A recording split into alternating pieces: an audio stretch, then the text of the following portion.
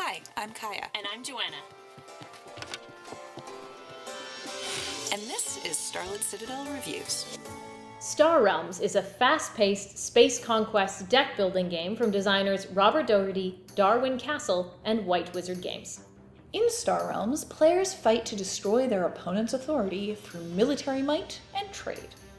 The base set supports 2 players, and multiple sets can be combined for multiplayer games. A game lasts about 20 minutes.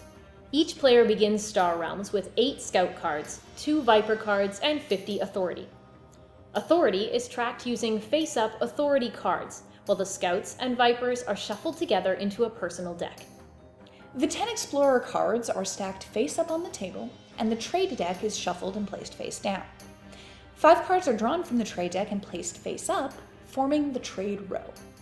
The first player is chosen and draws a starting hand of 3 cards from their deck, and the second player gets a hand of 5.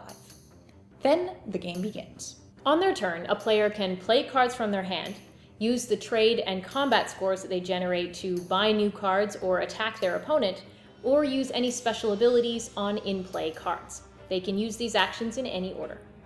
So to play a card, a player places it face up on the table in front of them.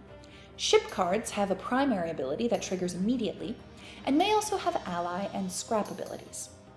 Ally abilities become available when another card of the same faction comes into play, and can be used at any time during a turn. They're marked with their faction symbol. A card's scrap ability, which is marked with a trash can, is triggered once when the card is removed permanently from play. Unlike ships, bases remain in play across multiple turns. Their primary abilities can be used at any time, and they may also have ally or scrap abilities. Every base has a defense value, which indicates the amount of damage it must take in a single attack to be destroyed. A destroyed base is returned to its owner's discard pile. Now, a card's primary ability may allow you to perform a specific action, like drawing, discarding, or scrapping a card, or it might give you authority, trade, or combat. Authority is immediately added to your total authority score, while trade and combat are pooled from all your in-play cards and can be spent over the course of the turn. Trade is used to buy new cards from the trade row at the cost listed in the card's upper right. The row is refilled as soon as a single card is purchased, and you may buy multiple cards in the same turn if you have enough trade. All purchased cards are added to your discard pile. Combat is used to attack your opponent. If you attack them directly, the combat you spend in the attack is subtracted from their authority score. If they have any bases with the Outpost attribute, these must be destroyed before you can attack your opponent or any of their other bases. Ordinary bases can be attacked whenever you choose, and you can make multiple attacks during the same turn as long as you have the combat to spend. After taking as many actions as they would like, the active player discards all of the ships they've played, as well as anything left in their hand. Their trade and combat scores are reduced to 0, and they draw a new hand of 5 cards. Then it's the next player's turn. The game ends immediately when one player's authority has been reduced to 0, and that player loses. So I really enjoyed Star Realms. As a deck-building game, this game adds some very interesting changes to the traditional mechanic, and I like it. There's some randomness added here. It's also much simpler and much more portable. It's a very small little game. The rule book is on one piece of paper, double-sided, which I really like. This game is very accessible, very simple to learn, very portable, very quick to play. I also really like the art in this game, and I like the variability in the different kinds of ships. There's some strategy added there with the different factions and the different allies that you can use with their abilities. The look is quite different for each ally and each faction, so I like that.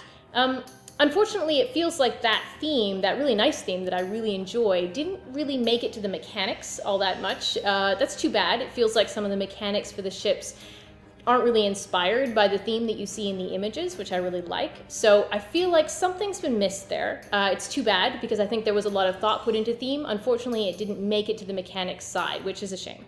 My one mechanical complaint with Star Realms is the amount of bookkeeping that has to be done each turn in your head.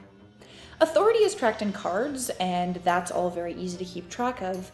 But the way that trade and combat work, where they're pooled from a large number of cards and then spent incrementally. So, for example, you might spend your combat in 3 or 4 separate attacks. You might spend your trade in 2 different purchases. Makes it very likely that you're going to screw up the math at some point because you're keeping track of all of this in your head.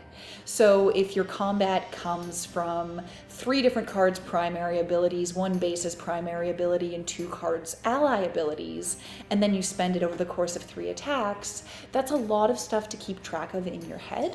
And I'd strongly recommend that you keep a calculator or a scrap of paper or any other means of tracking it on hand, because it's something that's a little fiddly and a little easy to lose track of in what is otherwise such a tight, streamlined, and simple game. Overall, I did really enjoy Star Realms, though. It's got a lot to it for a game that's, pocket-sized. You expect something very light, you expect something a little bit fluffy, and there is a lightness to this game, but there is a good amount of strategy. You're often reacting to your opponent's immediate choices because they've deprived you of an opportunity to buy something you wanted from the trade row, or they're attacking you and you need to build up some bases for defense or what have you. But there's also the ability to build up long-term strategy because of the way that the different ally abilities really synergize within a faction. So you're going to want to build up certain faction strengths over time, and that's going to shape your strategy and how the entire game feels for you. For a little 20-minute game, there's actually quite a lot in there, and I was pleasantly surprised. I do also really, really like the fact that there are no useless cards in this game. You're never really going to feel like something in your hand is completely dead weight. You're very rarely going to even find that you've got anything left in your hand at the end of your turn. You're pretty much always going to be spending and using everything that you've got. And it's the trade and the combat kind of pooling mechanics that really let you do that it makes you feel like there's going to be some turns that are kind of lackluster, but nothing is ever wasted. And that's a really, really nice thing to see. Beware the blob.